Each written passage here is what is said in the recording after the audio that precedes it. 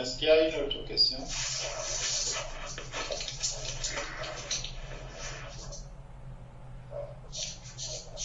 Oui, le frère Alain Patrick évoquait tout à l'heure la situation, je crois, de la sœur vierge qui a épousé, qui s'est mariée. Alors c'était quelqu'un de pas inconverti, et il a dit la raison c'était qu'elle avait donné, elle s'était déjà engagée. Et je voulais donc savoir dans des situations de ce genre comment est-ce qu'on doit, comment est-ce qu'il conviendrait de procéder lorsque peut-être on découvre la vérité et qu'on s'est déjà engagé, comment est-ce qu'on doit faire dans ces cas-là. Amen.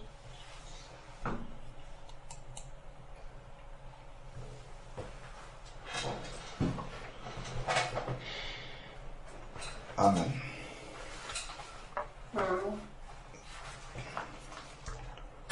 Tout dépend à quel stade on en est de découvrir la vérité.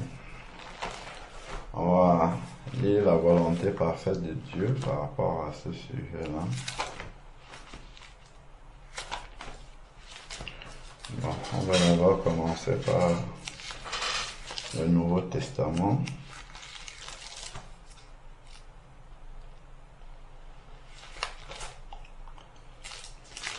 Un Corinthiens chapitre 7, 39.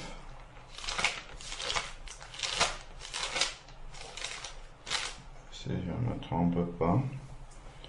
1 Corinthiens chapitre 7, 39 dit: une femme est liée aussi longtemps que son mari est vivant.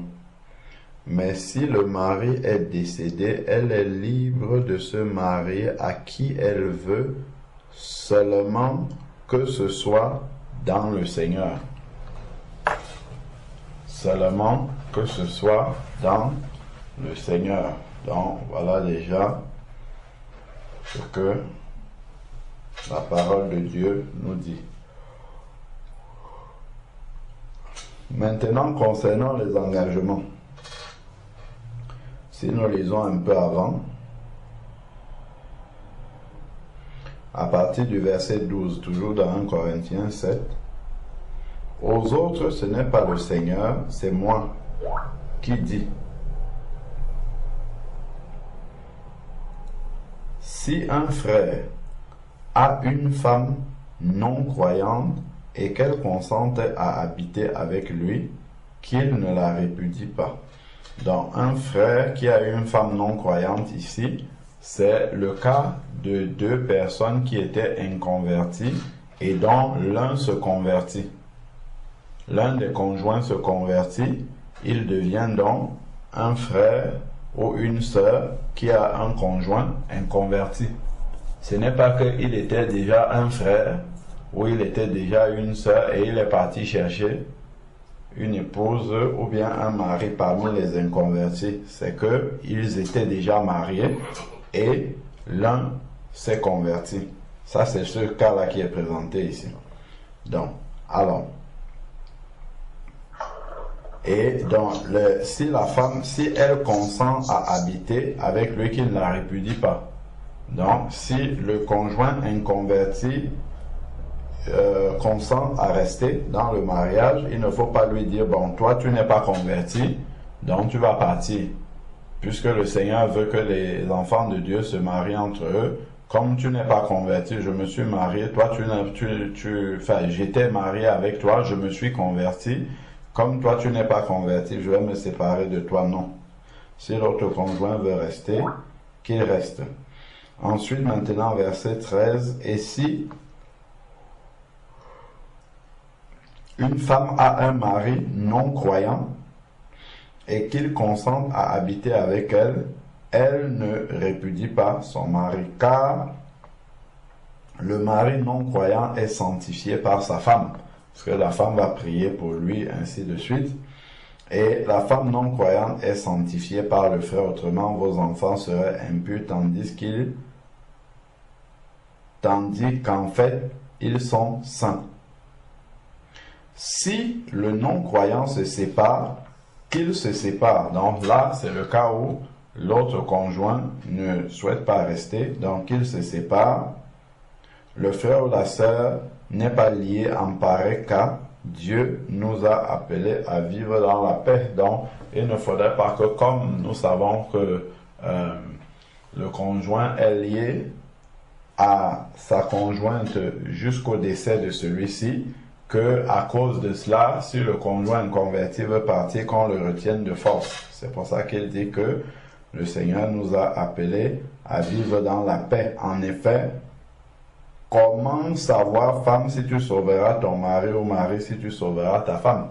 Parce que en le retenant de force à la maison, pour qu'il ne s'en aille pas, alors qu'il ne veut pas rester, tu n'es pas sûr que pour autant il va se convertir. Parce que le but, pour qu'il reste avec toi, le but du Seigneur, c'est qu'il devienne aussi un enfant de Dieu. Mais ça, tu ne peux pas le faire de force, parce que tu n'es pas sûr qu'il va devenir un enfant de Dieu. Parce que si tu retiens quelqu'un de force, il faut être sûr que c'est pour que sa conversion ait lieu. Mais si le seul motif pour lequel tu peux le faire, c'est parce que tu es sûr que sa conversion va arriver. Mais là, le Seigneur nous dit que tu n'as aucune garantie par rapport à cela. Donc, voici les deux cas de figure. Quelqu'un, verset 39, qui n'est pas encore marié et qui est déjà un enfant de Dieu, s'il se marie, il doit se marier avec un enfant de Dieu. Ça, on peut le voir même déjà dans l'ancienne alliance. Abraham, lorsqu'il a fallu épouser, chercher une femme pour son fils Isaac, il a envoyé son serviteur dans sa patrie, dans sa famille. Donc, là où les gens croient en Dieu, c'est là-bas qu'il a envoyé chercher une femme et il a demandé à son serviteur de jurer qu'il ne va pas prendre une femme parmi le peuple de Canaan où il habitait, donc parmi les étrangers, qu'il ne va pas prendre une femme. Donc, ce que le serviteur a fait. Donc, on peut aussi voir le cas de Jacob, quand il a fallu se marier, aussi Rebecca l'a envoyé dans sa famille, là où les gens croient en Dieu. Bon, ça, simplement pour nous rappeler la volonté de Dieu en ce qui concerne le mariage. Bon, maintenant, quand on parle de déjà engagé, en fait, c'est est-ce que le mariage est déjà scellé devant Dieu? Ça, c'est une chose. Lorsque je me convertis, est-ce que j'étais déjà marié clairement devant Dieu? Ça, c'est ça. Si j'étais déjà marié devant Dieu, on a vu les versets qui s'appliquent. Mais maintenant, si c'est que j'ai un projet de mariage avec quelqu'un, il faut l'arrêter net. Il faut pas aller plus loin. Donc, regardons un peu ici ce qui se passe dans la parole du Seigneur.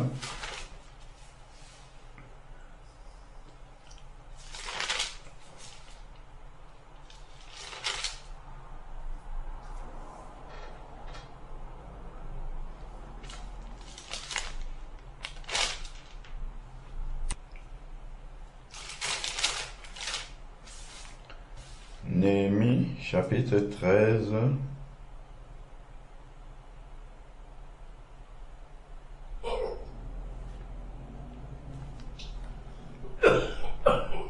Néhémie, chapitre 13.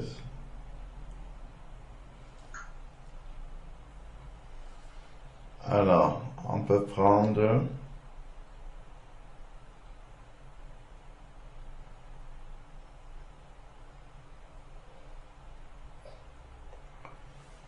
non, on peut prendre à partir du verset 23.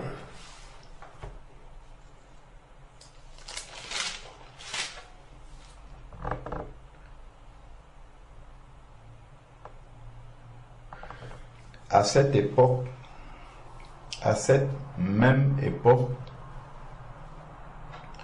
je vis des Juifs qui avaient des femmes asdodiennes.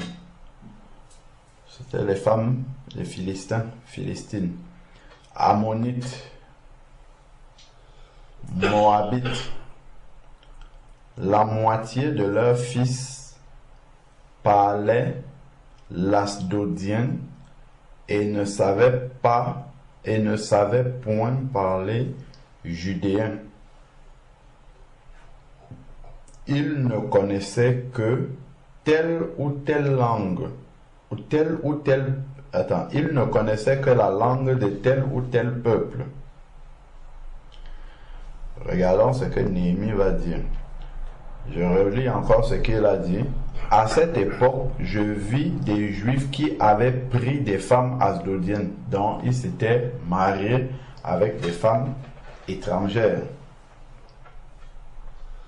Je leur fis des reproches et je les maudis. C'est un prophète de Dieu qui parle comme ça, devant des Juifs qui ont épousé des étrangères. C'est la préfiguration de l'Église où les enfants de Dieu vont épouser des inconvertis.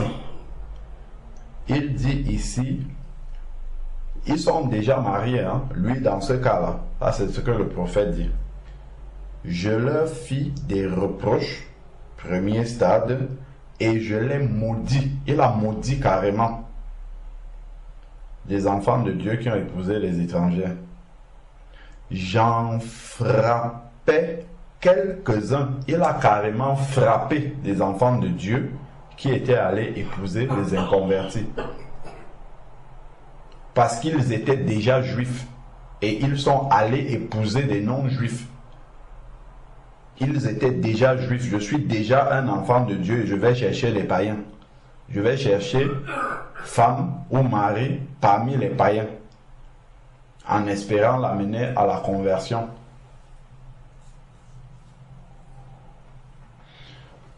Donc, j'en frappais quelques-uns et je leur arrachais les cheveux. On voit comment c'est violent, c'est brutal. Et ça, celui qui est en train de faire ça, c'est un prophète de Dieu qui est en train de mettre en application la volonté de Dieu.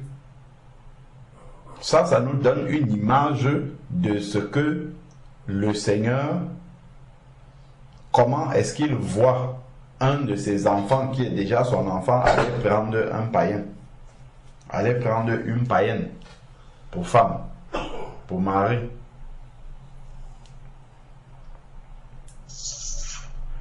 Donc le déjà engagé, ce n'est pas un couple qui était déjà marié et ainsi de suite et que les deux étaient païens et que l'un se convertit. C'est pas le cas.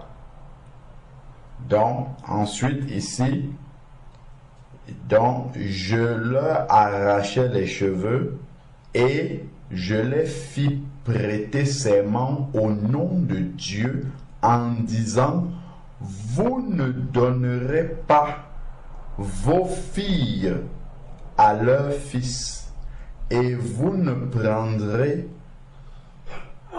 leurs filles ni pour vos fils, ni pour vous. Pas de mélange entre l'enfant de Dieu et non-enfant de Dieu, de manière consciente. Je suis déjà un enfant du royaume. Je ne vais pas prendre quelqu'un qui n'appartient pas au royaume de Dieu pour venir l'introduire dans le royaume de Dieu par l'alliance du mariage. Là, dans ce cas, Dieu ne sanctifie pas. Donc, il dit: vous ne donnerez pas vos fils, vous ne prendrez pas leurs filles. Et ensuite, il dit: n'est-ce pas en cela qu'a péché Salomon, roi d'Israël? Voilà Salomon qui est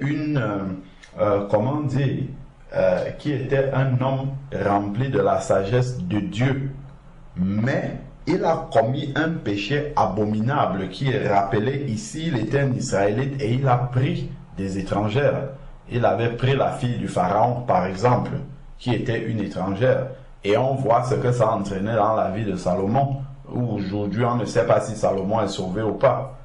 C'est qu'il a été corrompu, son âme a été corrompue, et il s'est retrouvé à faire des autels pour ces femmes étrangères et même allaient adorer leur Dieu. C'est ça qu'il y a derrière, le danger qu'il y a derrière, c'est que nous nous retrouvions dans des situations de compromis païens. Et Dieu veut nous éviter cela. Donc, voilà, Salomon, n'est-ce pas en cela que Salomon, qu'a péché Salomon, roi d'Israël.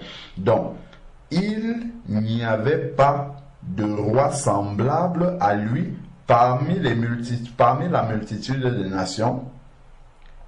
Il était aimé de son Dieu. Voilà un véritable enfant de Dieu. Et Dieu l'avait établi roi sur tout Israël. Néanmoins, les femmes étrangères l'entraînèrent aussi dans le péché. Voilà ce que Dieu veut nous épargner. Les femmes étrangères l'entraînèrent dans le péché. Donc il y a un renvoi ici, 2 Samuel 12, 24. 2 Samuel, chapitre 12, verset 24.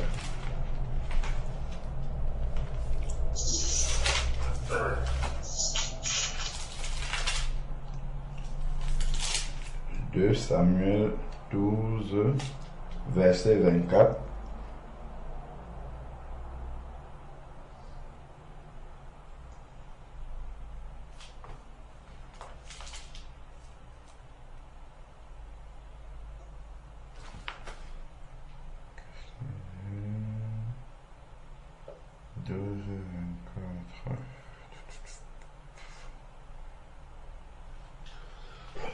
Alors, 2 Samuel 12, verset dans David construit le cheval.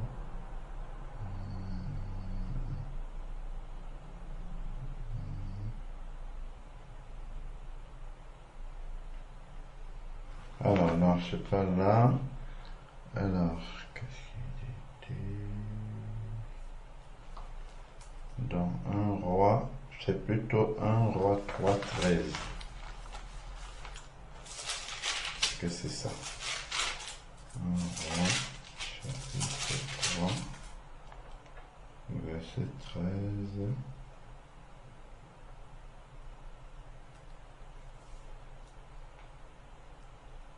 Non, c'est pas ça. Ah oui, bon, ça, s'il ne parle pas de ce péché, bon, c'est pas grave. Alors,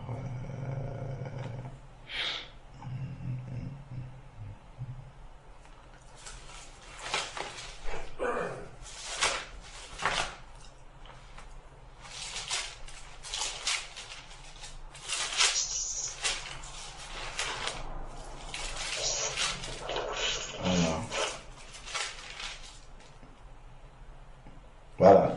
Dans 1 Roi, chapitre 11, versets 1 à 6.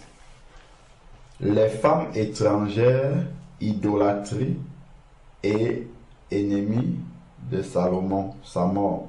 Le roi Salomon aima beaucoup de femmes étrangères outre la fille de Pharaon.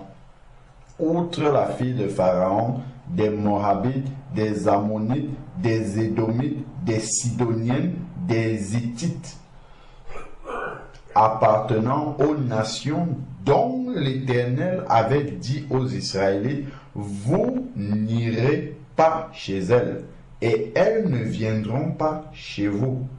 Elles détourneraient certainement vos cœurs vers leur Dieu. Voilà ce qu'il y a derrière. Les habitudes païennes, nous allons les introduire dans nos maisons au travers de ces unions illicites devant Dieu. Donc Dieu l'avait formellement dit. Ce fut à ces nations que s'attacha Salomon, entraîné par l'amour. Il eut 700 princesses pour femmes et 300 concubines, et ces femmes détournèrent son cœur. À l'époque de la vieillesse de Salomon, ces femmes détournaient son cœur vers d'autres dieux. C'est lamentable vraiment qu'un serviteur de Dieu aussi proche de l'Éternel, rempli de la sagesse de Dieu, finisse comme ça. Détournait son cœur vers d'autres dieux, et son cœur ne fut pas tout entier à l'Éternel son Dieu, comme l'avait été le cœur de son père David. Salomon se rallia au culte d'Astarté, abominable, divinité sidonienne, et au culte de Milcom, l'abomination des Ammonites. Salomon fit ce qui est mal aux yeux de l'Éternel et ne suivit pas pleinement la voie de l'Éternel comme son père David. Alors Salomon bâtit sur la montagne qui est en face de Jérusalem un haut lieu pour Kémosh, l'abomination de Moab, et pour Moloch, l'abomination des Ammonites. Il agissait ainsi pour toutes ces femmes étrangères qui offraient des parfums et des sacrifices à leur Dieu. Donc, en fait, si on va se mettre dans une alliance avec des inconvertis, étant déjà convertis, Dieu ne sanctifie pas ce mariage-là et nous n'allons pas aller construire.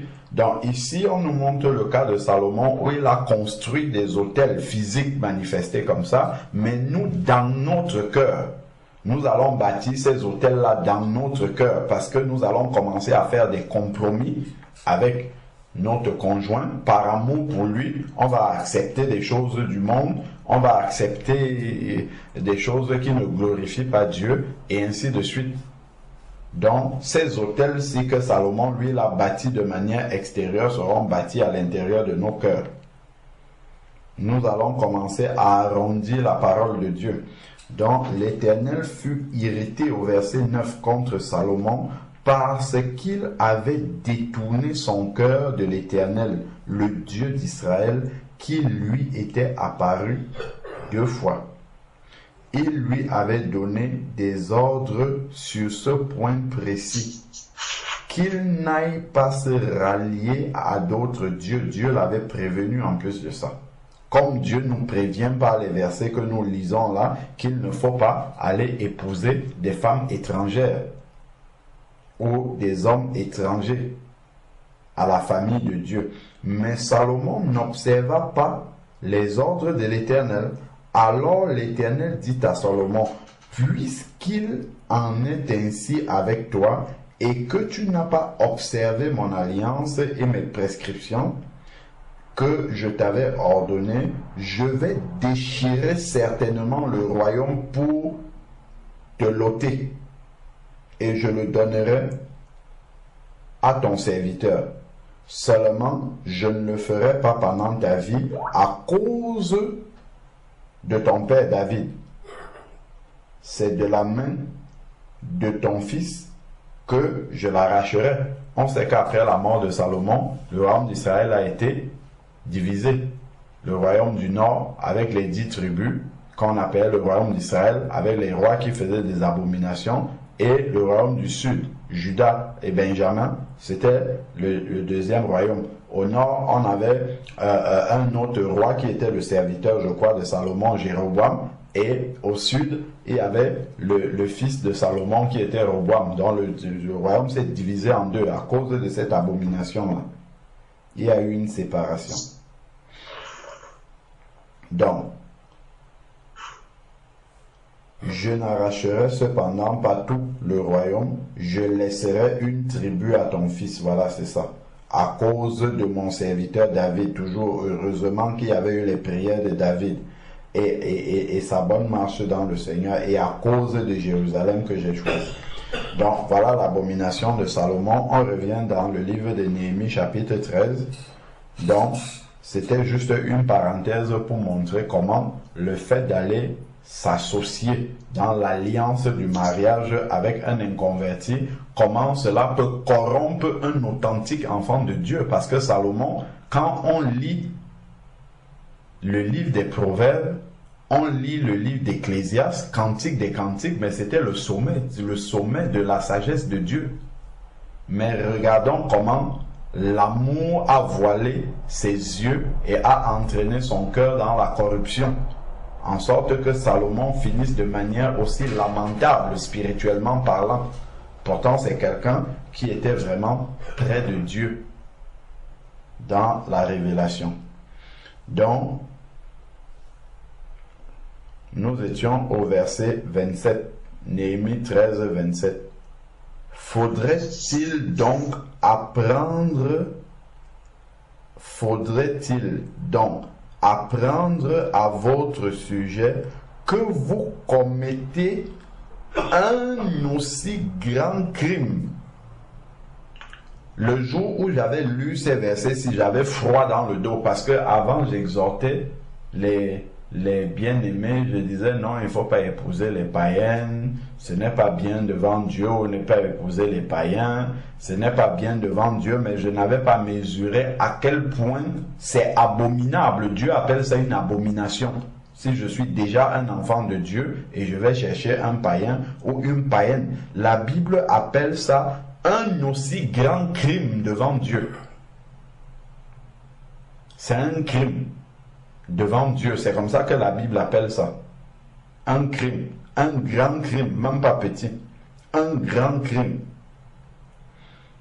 Et que vous êtes infidèles à notre Dieu en prenant des femmes étrangères, faudrait-il donc, je relis le verset 27, faudrait-il donc apprendre à votre sujet que vous commettez un aussi grand crime et que vous êtes infidèles à notre Dieu en prenant des femmes étrangères?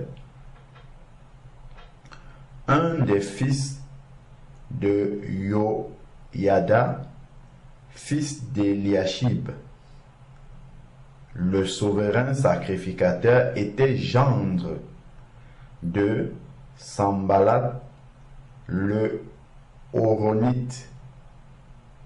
Je le chassais loin de moi. Ça, c'est le fils d'un souverain sacrificateur qui était gendre de Sambalat l'Horonite. Donc, ici, c'est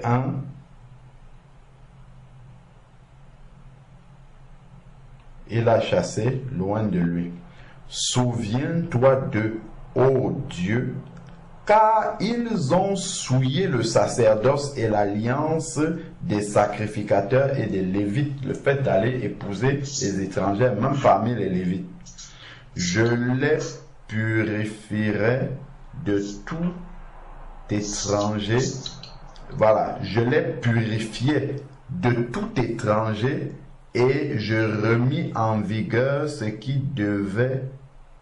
que devaient observer les sacrificateurs et les Lévites, chacun dans sa fonction, en ce qui concernait l'offrande de bois et aux époques fixées et les mêmes prémices. Souviens-toi favorablement de moi, ô Dieu. Alors, ici,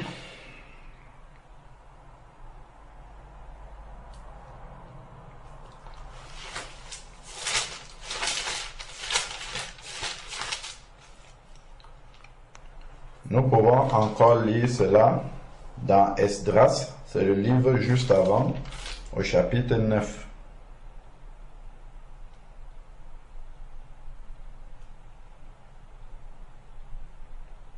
Esdras, chapitre 9, chapitre 10, c'est un sujet qui est traité de fond en comble, qui n'est pas à la légère. Quand on voit les mots assez lourds que Dieu utilise pour ces cas-là, c'est vraiment interpellant sur les conséquences qu'il y a par rapport à ça, spirituellement. Donc, c'est intitulé ici chez moi « Problème du mariage des Juifs avec les femmes étrangères », Esdras chapitre 9. Après que cela fut terminé, les chefs s'approchèrent de moi en disant, le peuple d'Israël, les sacrificateurs et les Lévites ne se sont pas séparés des peuples de ces pays, de ces horribles pratiques, celles des Cananéens,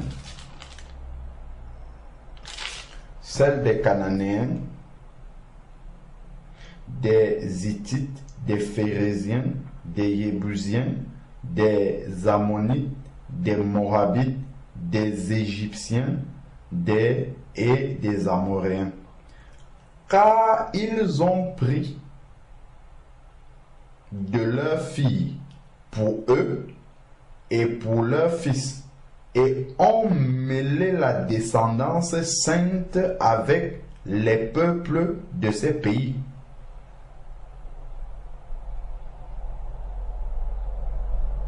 Ils étaient déjà israélites et ils sont allés prendre pour fils, ils sont allés prendre pour épouses, pour leurs enfants et pour eux-mêmes, des filles parmi ces peuples-là. Et la Bible dit que en faisant ainsi, ils ont mêlé la descendance sainte, les enfants de Dieu, ils ont mêlé avec les peuples de ces pays qui n'étaient pas sanctifiés. Donc, lorsque nous lisions tout à l'heure dans 1 Corinthiens chapitre 7 que si un frère ou une sœur a un conjoint inconverti qui ne le renvoie pas parce que l'inconverti est sanctifié. Donc, Dieu vient sanctifier lorsque, en fait, c'est l'application de Actes chapitre 17 versets 30 et 31. Dieu sans tenir compte des temps d'ignorance appelle les hommes qu'ils étaient assez repentis. Nous étions, le couple était païen, donc ils étaient dans l'ignorance. Ils se marient maintenant. Dieu sauve un des conjoints et il va sanctifier l'autre pour pouvoir l'attirer à lui. Pourquoi? Parce que le conjoint qui s'est converti était dans l'ignorance quand il a fait.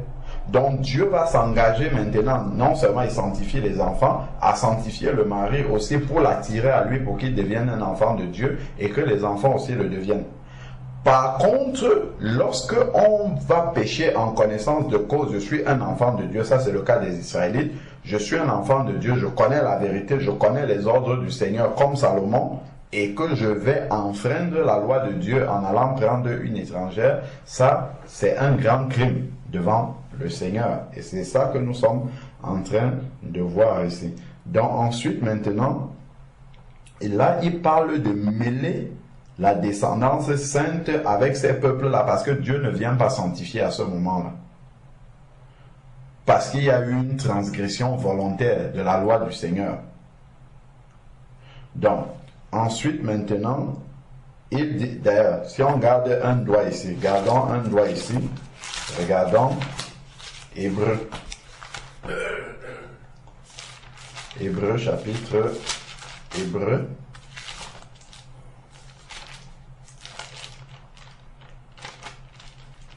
Hébreux chapitre 10 verset 26.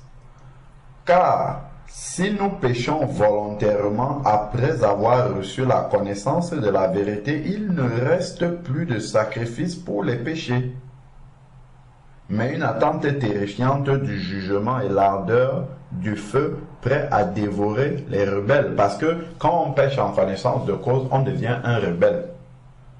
Quand on s'organise à transgresser la parole de Dieu. Si quelqu'un a violé la loi de Moïse, il est mis à mort sans pitié sur la déposition de 2 ou 3 témoins. Combien pire ne pensez-vous pas sera le châtiment mérité de celui qui aura foulé aux pieds le Fils de Dieu? Là, c'est Jésus qui, par son sang, nous a rendus participants de sa famille. Et nous avons jugé bon de sortir de la famille de Dieu pour aller chercher des personnes ailleurs pour les amener dans l'alliance du mariage. Tenus pour profanes, le sang de l'alliance par lequel il avait été sanctifié. Donc c'est un enfant de Dieu. Et qui aura outragé l'esprit de la grâce. Et qui outrage l'esprit de la grâce. Bon, je vais m'arrêter là. Pour un enfant de Dieu, nous voyons ce qu'il y a là-dedans. Le fait de pécher connaissant la vérité. Donc, continuons. Ça, c'est très important pour nos jeunes sœurs qui ne sont pas encore mariées, ainsi de suite. Là, il faut faire vraiment très attention par rapport à ce que nous sommes en train de lire là. C'est très, très important. Donc, ensuite, maintenant, nous sommes au verset, la fin du verset 2. Les chefs et les magistrats ont été les premiers à commettre cette mauvaise action. Donc, il y avait même parmi les autorités de Dieu, des sacrificateurs, tout ça qui sont allés épouser aussi les étrangères. Ensuite, maintenant, au verset 3, lorsque j'entendis cela, regardons le serviteur de Dieu. Lorsqu'il entend que les Israélites, y compris les sacrificateurs, les serviteurs de Dieu sont allés prendre pour épouse parmi les étrangers, les Ammonites, les Cananéens, ainsi leurs femmes et les femmes pour leurs fils. Qu'est-ce qu'il fait? Verset 3. Lorsque j'entendis cela, je déchirai mon vêtement et mon manteau et j'arrachai les cheveux de la tête. Voilà ce que Esdras fait. Ça, ce sont des serviteurs de Dieu en face justement de ce péché-là. Lorsque j'entendis cela, je déchirai mon vêtement et mon manteau. Excusez-moi.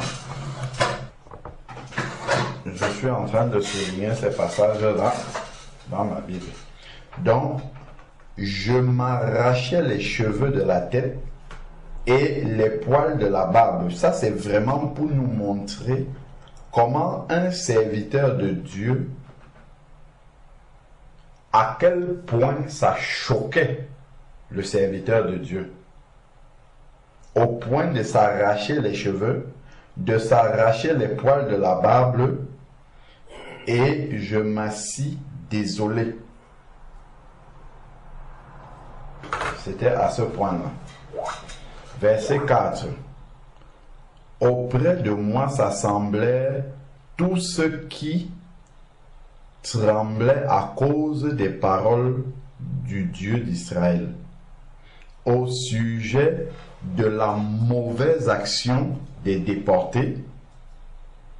Et moi, je restais assis et désolé jusqu'à l'offrande du soir. Il est resté là, comme ça, devant le Seigneur, assis jusqu'à l'offrande du soir. Tellement il était dépité par le fait que les Israélites étaient allés vers les femmes étrangères. Puis au moment de l'offrande du soir, je me levai du sein de mon humiliation, dont le serviteur de Dieu est resté dans l'humiliation avec mon vêtement et mon manteau déchirés. Je tombais à genoux. Je tombais à genoux.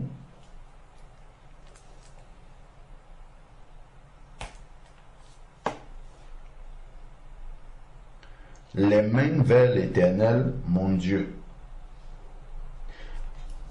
Et je dis, mon Dieu, je suis dans la confusion, j'ai honte, ô mon Dieu, de lever ma face vers toi. Donc le serviteur du Seigneur était tellement dépité par ce que le peuple avait fait qu'il n'avait même pas le courage de pouvoir lever les yeux vers l'Éternel. Car nos fautes sont multipliées par-dessus nos têtes, et notre culpabilité s'est accrue jusqu'au ciel. Voilà comment le serviteur de Dieu qualifie ce crime-là, que à cause de ce crime-là, notre culpabilité s'est accrue jusqu'au ciel. Même comme Esdras n'avait pas pris des femmes étrangères, mais comme c'est le peuple qui avait péché, il s'incluait dans cette transgression-là. parce que c'est un péché qui touchait le peuple en entier. Depuis les jours de nos pères, nous avons été grandement coupables jusqu'à ce jour, et à cause de nos fautes, et c'est à cause de nos fautes que nous avons été livrés. Donc, déjà, ils étaient en déportation parce qu'ils avaient commis des fautes devant l'Éternel. Nous, nos rois et nos sacrificateurs aux mains des rois des nations, à l'épée, à la captivité, au pillage, à la confusion de face, comme aujourd'hui. Et cependant, en cet instant, l'Éternel notre Dieu vient de nous faire grâce en nous laissant quelques rescapés et en nous accordant un abri dans son saint lieu, afin que notre Dieu éclaire nos yeux et nous donne un peu de vie au milieu de notre servitude. Car nous sommes esclaves, donc, ok. Donc, on va essayer de sauter pour prendre juste la partie qui nous intéresse. Nous reprenons au verset 11. Car nous avons abandonné tes commandements et tu nous avais prescrit par l'intermédiaire, que tu nous avais prescrit par l'intermédiaire de tes serviteurs, les prophètes, en disant, le pays dans lequel vous entrerez pour en prendre possession est un pays souillé par les impuretés des peuples de ces régions, par les horreurs dont ils l'ont rempli d'un bout à l'autre avec leur impureté. Ne donnez donc pas vos filles à leurs fils et ne prenez pas leurs filles pour vos fils. Vous n'aurez jamais souci ni leur paix, ni leur bien-être. Ainsi, vous deviendrez forts, vous mangerez les meilleures productions du pays. Et voilà, ça c'était la promesse de l'Éternel. Après tout ce qui nous est arrivé à cause de nos mauvaises actions et de notre grande culpabilité, quoique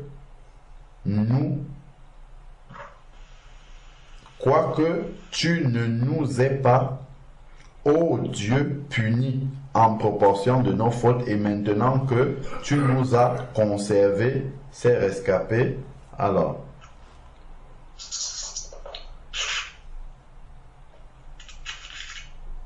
Bon, donc, si on passe au chapitre 10 maintenant. Pendant qu'Esdras pleurant et effrondé devant la maison de Dieu, voilà, on voit vraiment que ce n'était pas un péché, enfin, il n'y a pas de péché léger, mais on voit vraiment que c'était un péché grave. À la réaction du serviteur de l'Éternel, on réalise que c'est un péché qui est grave devant le Seigneur. Donc, pendant qu'Esdras pleurant, il pleurait et effrondé devant la maison de l'Éternel, devant la maison de Dieu, faisait cette prière et cette confession, une assemblée très nombreuse de gens d'Israël, hommes, femmes et enfants s'étaient réunis autour de lui. Le peuple répandait d'abondantes larmes. Voilà la repentance qui a commencé ici. Alors, Shekania, fils de Yéel, d'entre les fils d'Élam, prit la parole et dit à Esdras, « Nous avons été infidèles envers notre Dieu en épousant des femmes étrangères qui appartenaient au peuple du pays. Mais maintenant, il y a encore une espérance pour Israël à ce sujet. Concluons. dès lors une alliance avec notre Dieu. Regardons ce qui est écrit là. Pour le renvoi de toutes ces femmes et de leurs enfants. Nous avons déjà eu des cas comme ça de sœurs qui étaient avec des inconvertis et qui ont eu des enfants avec ces inconvertis-là sans être mariés. Et maintenant, elles se sont converties et se rendent compte qu'elles sont dans une situation de fornication. Il faut donc se marier devant Dieu, puisqu'elles sont avec un homme à la maison qui est le père de leurs enfants, mais qui n'est pas leur mari. Et donc, au départ, nous, on avait même, comment dire, toléré dans notre esprit que ces sœurs, puisqu'il y avait déjà des enfants, pourraient se mettre avec ces personnes-là, alors que la parole de Dieu ne dit pas ça. Même si on a 17 enfants avec un païen, si on devient enfant de Dieu, on doit le quitter. C'est ce qui est écrit ici. Et prier pour qu'il se convertisse. Si on pense qu'on doit épouser ce monsieur-là, on doit prier pour qu'il se convertisse avant de l'épouser. C'est l'alliance qu'ils ont conclue. Ici, il dit, concluons dès lors une alliance avec Dieu pour le renvoi de ces femmes-là. Ils étaient des enfants de Dieu, ils ont épousé des femmes étrangères, ils ont dû renvoyer ces femmes-là avec leurs enfants, parce que les enfants-là n'étaient pas sanctifiés. Ils ne parlaient même pas la langue des Judéens, des Juifs. Ils parlaient les autres langues. Il parle de renvoyer ces femmes-là. C'est quand même fort, hein? C'est des personnes qui sont mariées avec des inconvertis étant déjà des enfants de Dieu. Il parle de renvoyer les femmes avec les enfants.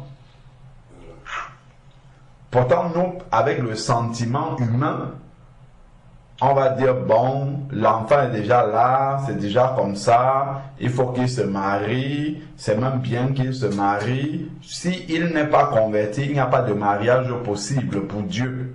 Regardons l'état dans lequel le serviteur de Dieu était par rapport à cela.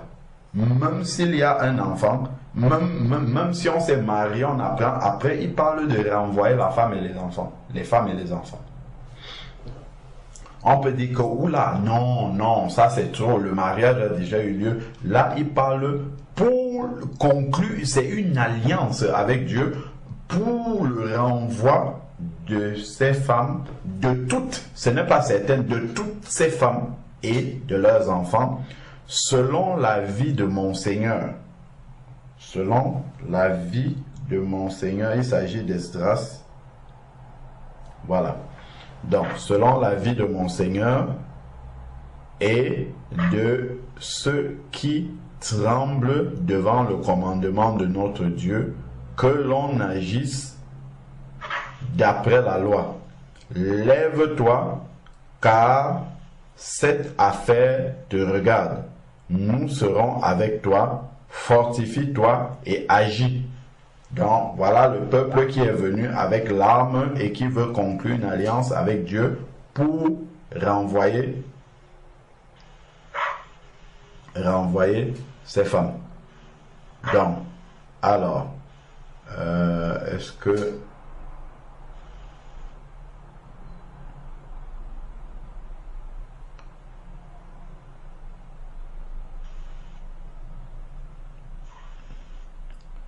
Donc, j'essaie de nous économiser la lecture.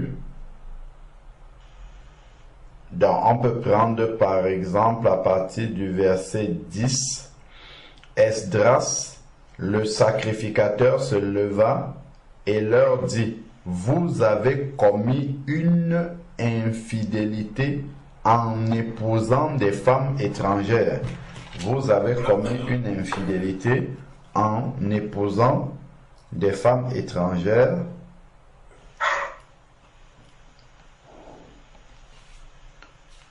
Et vous avez rendu Israël encore plus coupable. confessez-vous maintenant à l'Éternel, le Dieu de vos pères, et faites sa volonté. Séparez-vous des peuples du pays. Séparez-vous des peuples du pays et des femmes étrangères. Il ne dit pas non, comme c'est fait déjà, on va laisser comme ça. Il demande de se séparer d'elles. Toute l'assemblée répondit d'une voix forte, oui. À nous de faire comme tu as dit. Comme tu l'as dit. Mais le peuple est nombreux, le temps est à la pluie et il n'est pas possible de rester dehors. Alors, donc,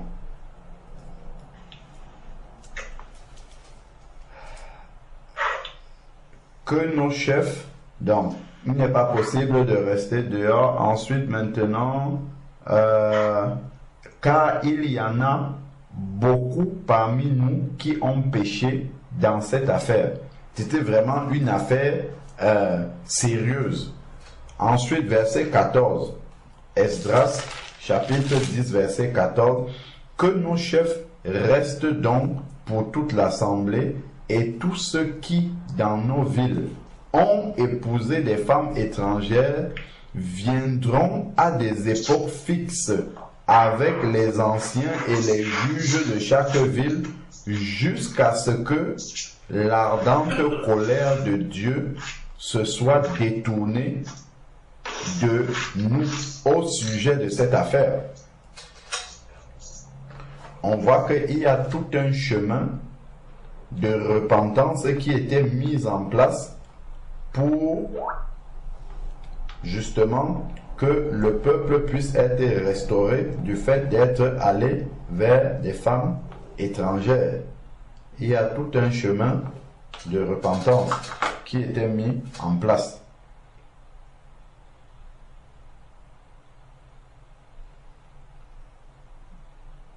Alors, dans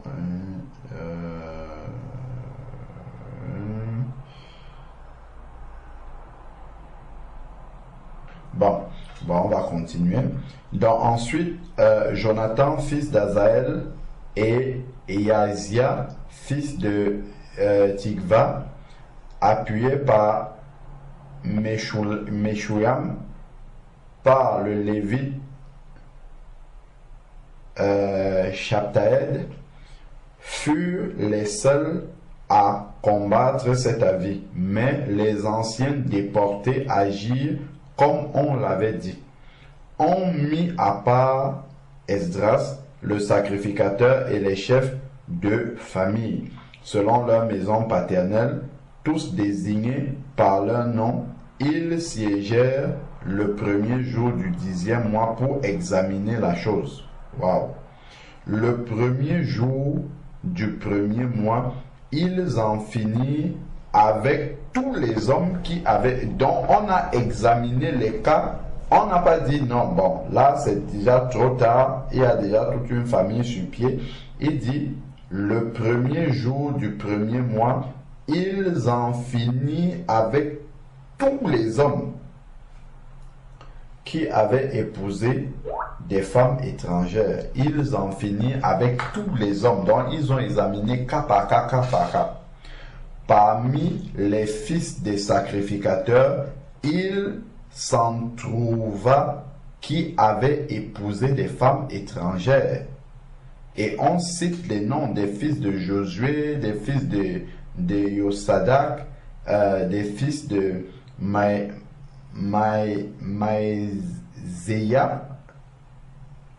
Donc, ils s'engageaient, verset 19, ils s'engageaient à renvoyer leurs femmes et à offrir un bélier à cause de leur culpabilité. C'est fort ça quand même. Des fils d'Imner et ainsi de suite. On cite les noms de tous. C'est quand même impressionnant que le Saint-Esprit a tenu à garder. Regardez, ça c'est digne des généalogies. C'est souvent dans les généalogies qu'on cite tous les noms comme ça. Le Saint-Esprit a tenu qu'on garde dans le livre saint de Dieu qui est la Bible, qui va durer là pour l'éternité, qu'on garde les noms de tous ceux qui avaient commis ce péché-là. En détail. Parmi les Lévites, on cite.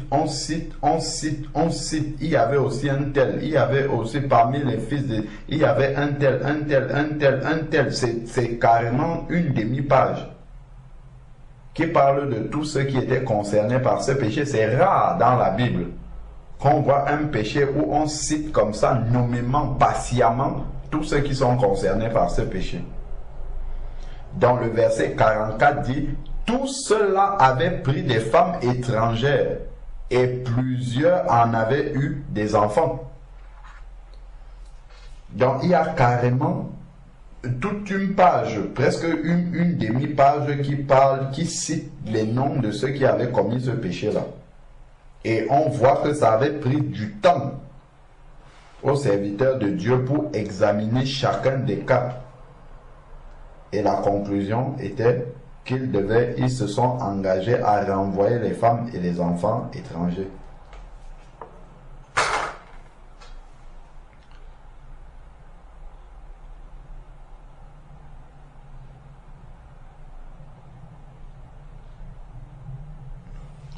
Donc, voilà un peu quelques éléments de la parole de Dieu concernant ce sujet-là. Je n'ai pas voulu le bâcler parce que c'est un sujet qui revient souvent, qui nous concerne beaucoup et sur lesquels parfois on peut être léger et usé de sentiments humains par rapport à la volonté de Dieu. Mais quand on voit la manière dont cela est traité dans la parole de Dieu, on comprend que ce n'est pas un sujet banal comme ça là. Quand on dit à quelqu'un que, voilà, sache que comme tu es devenu un enfant de Dieu, il faudrait impérativement que tu épouses un enfant de Dieu. On pense que c'est quelque chose qui est, voilà, si je veux, si je ne veux pas, bon, il deviendra chrétien plus tard, ou bien ainsi de suite. On voit que c'est pas un sujet qui est léger devant le Seigneur, parce que la parole de Dieu ne traite pas ça légèrement. C'est vraiment un sujet qui est très grave devant Dieu, très très grave spirituellement. D'être consciemment un enfant de Dieu et d'aller prendre pour épouse un païen. Donc, parler d'être déjà engagé, c'est simplement avoir déjà fait des projets de bon, on va se marier à telle date, on va informer les parents, ainsi de suite, mais ça, ce n'est pas encore un engagement. Ce n'est pas encore un engagement. Quand on connaît la vérité, il faut s'arrêter et pouvoir obéir à la vérité de la parole. Amen.